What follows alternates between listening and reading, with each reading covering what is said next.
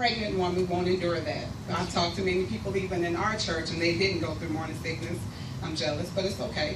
But that also can be flipped in the spiritual to say that every person in this room won't endure a sickness, a disease, an infirmity, an illness, or a disability. But sometimes before your blessing is birthed, you could have or you may endure a sickness.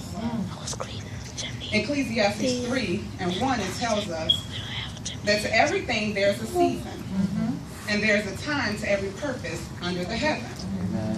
So in knowing that there's a season for everything, why not look at this season or this sickness as a seasonal infliction?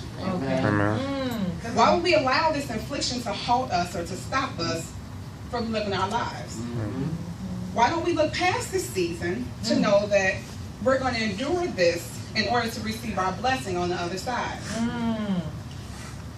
Let me share something with you. Some people are more prone to sickness because they wear their sickness like a badge of honor. They live according to their disability. They forget about what God promised and when he said that by Jesus' stripes you're healed. They forget that you can do all things through Christ that strengthen you, because that's what he said.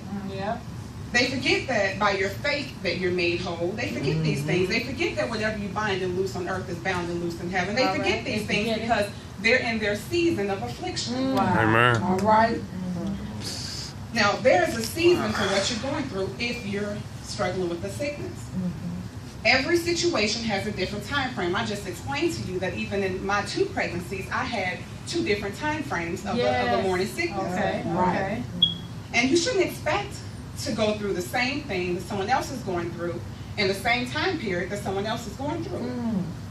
Because not every person is in the same position spiritually that you may be in. All right.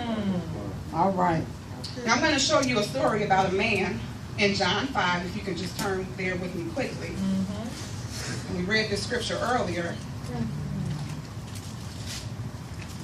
This man was inflicted, he was sick, he was lame for 38 years.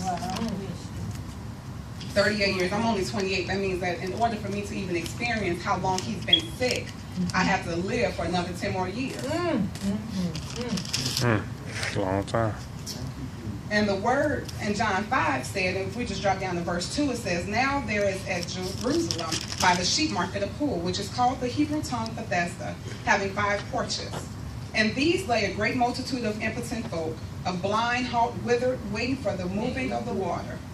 For an angel went down at a certain season into the pool and troubled the water. Whosoever then first after the troubling of the water